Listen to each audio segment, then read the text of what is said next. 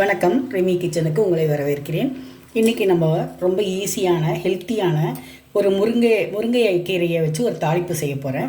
இது வந்து பருப்பு போட வேண்டாம், மிளகா பொடி வேண்டாம், தேங்காய் அரைக்க வேண்டாம், எந்த மசாலாவுமே வேண்டாம். ரொம்ப ஈஸியானது. இதை நீங்கள் குழம்பா சாதத்துக்கு ஊற்றிட்டும் சாப்பிட்லாம், இல்லை நீங்கள் சூப் மாதிரி கப்பில் வச்சு குடிக்கவும் செய்யலாம், எப்படி வேணும் செய்யலாம். ஆனால் கேரளாவில் வந்து இதை சாதத்துக்கு சாப்பிடுவாங்க. நீங்கள் வந்து உங்களுக்கு பிடிக்கலன்னா நீங்கள் வந்து கப்பில் ஊற்றிட்டு சூப் மாதிரி குழந்தைங்களுக்கும் கொடுக்கலாம், பெரியவங்களும் சாப்பிட்லாம்.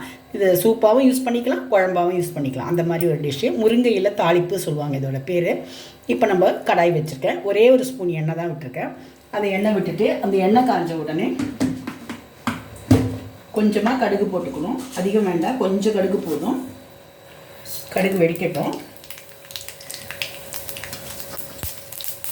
கடுகு வெடிக்கிறதுக்குள்ளே ஒரு 3-4 பல் பூண்டு, ஒரு 4 பச்சை மிளகாவை நம்ம நசுக்கி வச்சுக்கணும். இப்போ கடுகு வெடிக்குது. சின்ன வெங்காயத்தை ஒரு 10 வெங்காயத்தை இந்த மாதிரி பொடியாக நறுக்கி வச்சுக்கணும். இதுதான் இதனுடைய இன்க்ரீடியன்ஸே, வேறு எதுவுமே கிடையாது இதுக்கு. இப்போ கடுகு வெடித்த உடனே இந்த வெங்காயத்தை போட்டுக்கணும். சாம்பார் வெங்காயம் போட்டால் ரொம்ப நல்லாயிருக்கும். பெரிய வெங்காயம் போட்டிங்கன்னா அவ்வளோ டேஸ்ட்டாக இருக்காது. முடிஞ்ச வரைக்கும் சாம்பார் வெங்காயம் போட்டிங்கன்னா ரொம்ப நல்லாயிருக்கும். இது கொஞ்சம் வதங்கட்டும். அதுக்குள்ளே நம்ம பூண்டு பச்சை மிளகாவை கொஞ்சம் இடித்து வச்சுப்போம். இப்போ வெங்காயம் ஒரு விதம் வதங்கிடுச்சு. இப்போ நம்ம பூண்டும் பச்சை மிளகாவும் நசுக்கி வச்சுக்கிறத போட்டுப்போம். இது ரொம்ப ஈஸியானது, எல்லாருமே ட்ரை பண்ணலாம். இது வந்து ரொம்ப டேஸ்டியானது, ஹெல்த்தியானது வேறு. ஏன்னா வந்து முருங்கைக்கீரை வந்து ரொம்ப நல்லது உடம்புக்கு.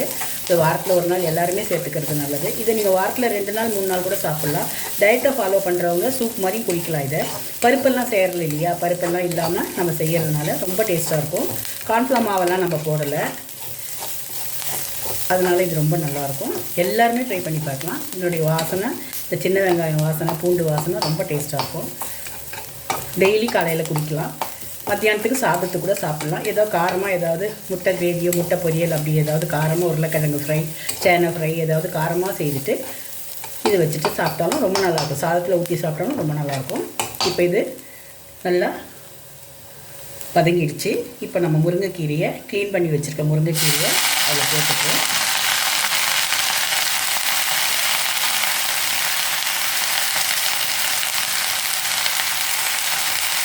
இது ஜஸ்ட் ஒரு 5 நிமிஷத்துலேயே செய்திடலாம், ரொம்ப ஈஸியானது.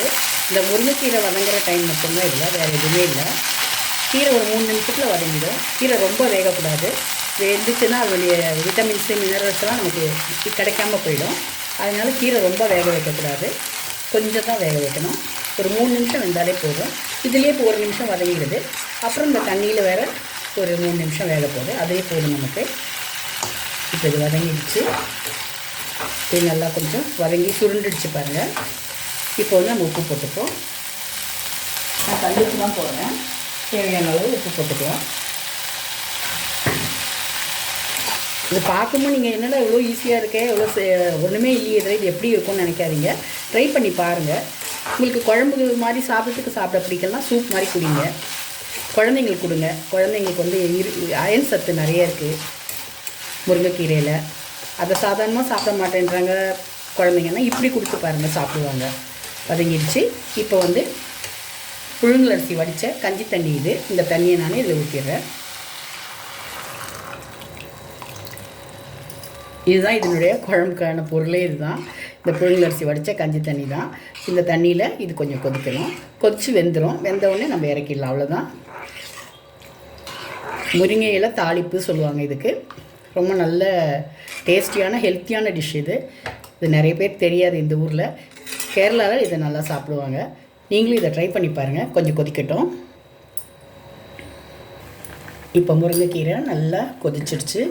கலர் மாறாமல் வேகணும். ரொம்ப நம்ம மூடி கீடி வச்சு வேக வச்சோம்னா அதனுடைய கலர் மாறிடும்.